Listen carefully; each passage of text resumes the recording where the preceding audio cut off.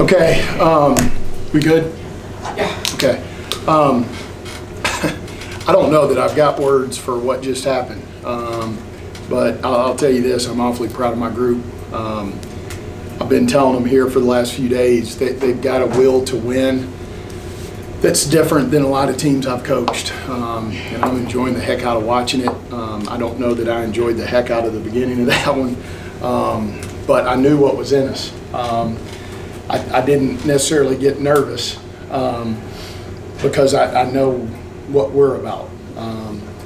But sometimes you run into a team like we ran into tonight that whether it's a really good player or they're just making shots or what have you, and you got to be able to adjust on the fly. You got to be able to weather the storm. You got to be able to be different. You got to be comfortable getting out of your comfort zone. And it'd be nice if we could come out every night and play the game in our comfort zone, but that's just not league play. And so I thought they forced us to get out of that comfort zone. We were clearly uncomfortable there in the first quarter, but then from there on, I thought we had a real resolve to just play the next play and just keep it that simple. And like I said, just really, really proud of this group. And Coach, I would say kind of starting in that first quarter, what were the issues you saw in those first 10 minutes? Yeah, I think I messed up and told our team that the tip-off was at 7:15 instead of 6:30.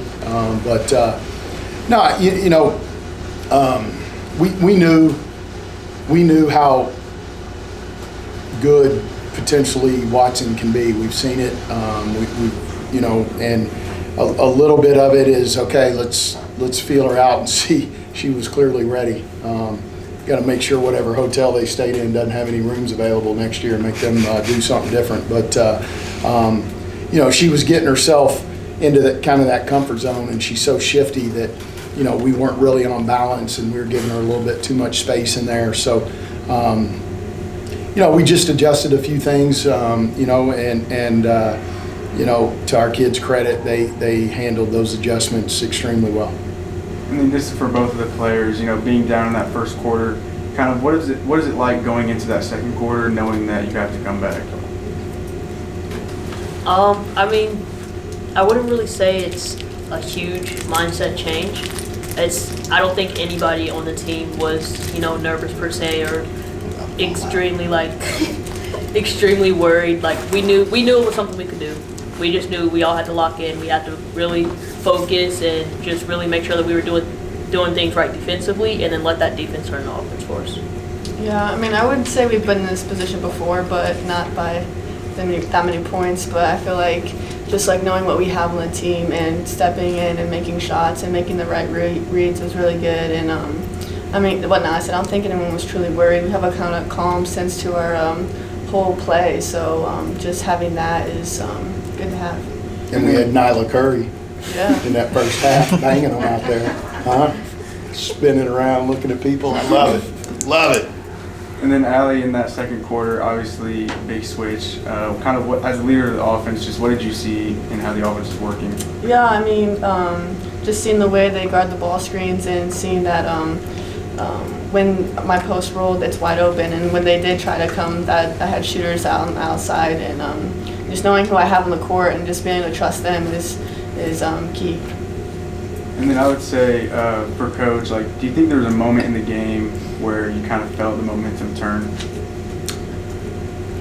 Yeah, it just started looking normal for us there in the second quarter. We made, I think before the media, we had gotten it to, 6 or 7.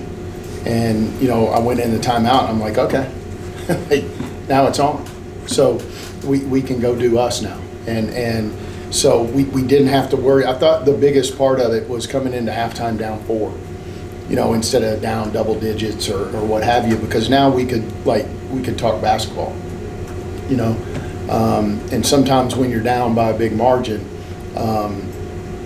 you got to talk so much about getting it back to even that what comes after that sometimes is a bit shallow. So being able to really talk about here's what we have to do, and this is how we're going to go win the game. That was a very normal halftime for us, and it could have not been, right? Yeah, the second quarter was big because it could have gotten away from us, and we fought like cats and dogs to not let that happen, and gave ourselves a pretty normal third and fourth quarter there. And by normal, I mean like it was a heck of a game, right? But we knew we had every chance if we took care of business to win it. And then for Nyla, obviously he kind of just said, hitting those threes and on the other side of the court guarding Watson as well. Just kind of, if you can summarize, like what was the effort that went into tonight? I would say same effort as every night, honestly. Just making sure that I'm, ready to step into shots when my teammates kick me the ball on the offensive side, and then defensively, just moving my feet, keeping her in front of me. I knew she was shifty, knew she loved to play off her hesitation, so just making sure I stayed down on that as much as I could. And then for Allie, kind of looking ahead to Bowling Green. Sorry. You're good. Always coaching. Looking ahead to Bowling Green, obviously, this team last year got outed in the MAC by Bowling Green. Is that kind of in your back of your mind going into Saturday? I mean, yeah, a little bit. I think it's just like a whole different team, whole different coaching staff. But I mean, we're still going to go in it like any other game and give it our all. And then kind of different situation for Nyla, facing your old team. Just kind of what are some thoughts and emotions behind that? I haven't had much, honestly. It's just another game for me, really. That's it for me.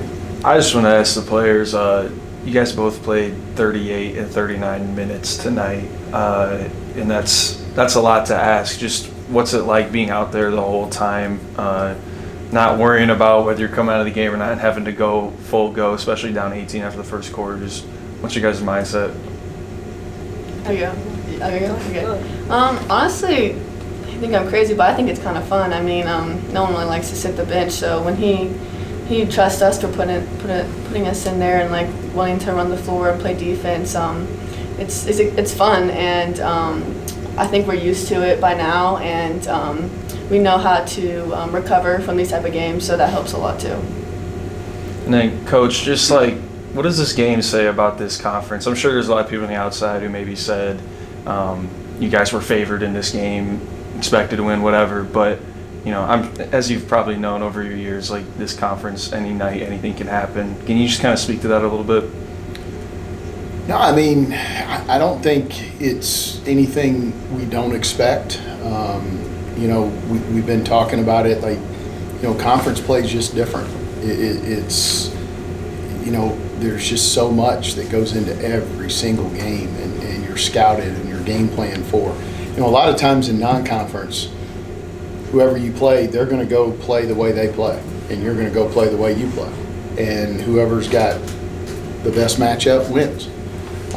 Well, the game plans and the chess matches in games now, it's literally you got to get a feel for, okay, how are they going to guard us? Are they going to switch this? Are they going to not switch this? Or, are they going to plug our ball screens?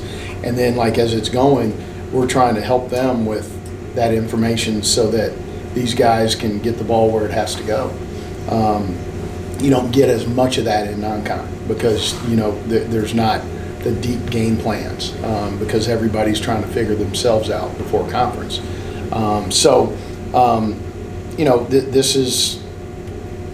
This is a good league, and there's good players in this league, and and then on the other end of that, we know there's a bullseye on us. Our record demands it. This is what comes when you go beat an SEC team, when you go have the non-conference success we had. We become a huge game, and in everybody's mind, if we can beat Ball State, ... Well, you got to play against that, and we're good with that, but it doesn't necessarily make it easy. But I wouldn't want it any other way either. Just one question for each of you. Allie, there was one possession in particular where you'd gotten the offensive board after a missed free throw, and then later after a miss, you'd gotten the steal, called timeout.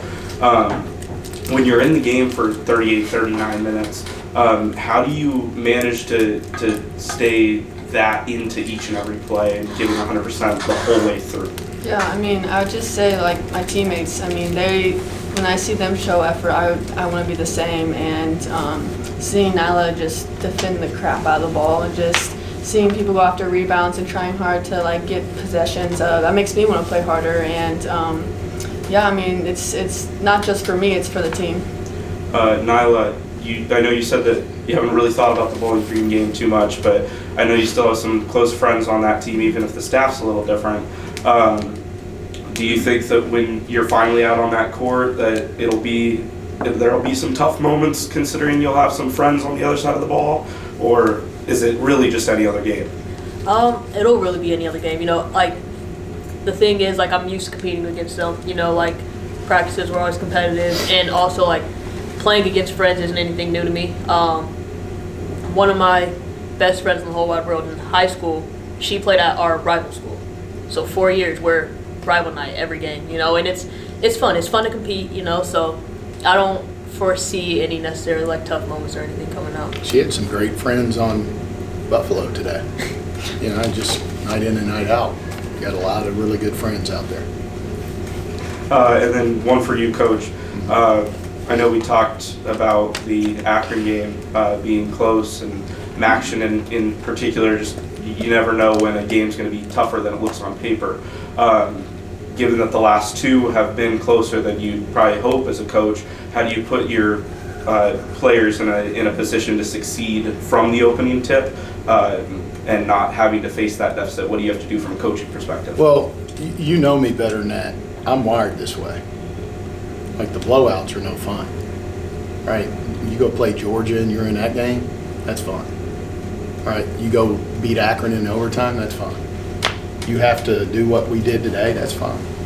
Right? Now, losing isn't, but you can't always control it, right? What you control is what you put into it, that process, and, like, you know, the competition and the whole thing. And then, you know what, the chips fall where they may, right? Not that I go in, like, I don't go in saying, man, I hope this game goes this way, right? I go in prepared. They go in prepared, and we're ready, man. Like, so again, you're down 18, let's go. It's a tight, let's go. We're kicking their tail, let's go. Nothing changes on our end. Like, there's standards, we're gonna play the way we play, and that's it. You know, and then at the end of it, we'll shake hands, we'll go in and we'll figure out what we can do better, win or lose, right?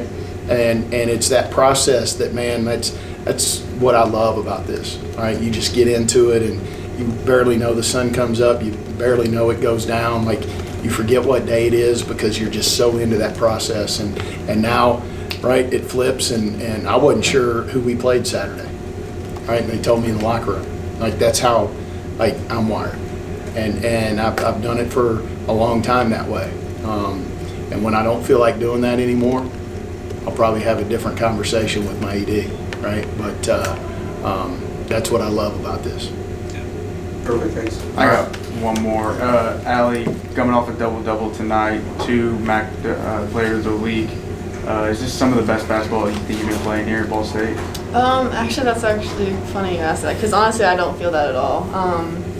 I feel like there's some things that I can work on, probably controlling the ball more and looking for my turn, like, not trying to turn over more, and trying to shoot better from just wherever.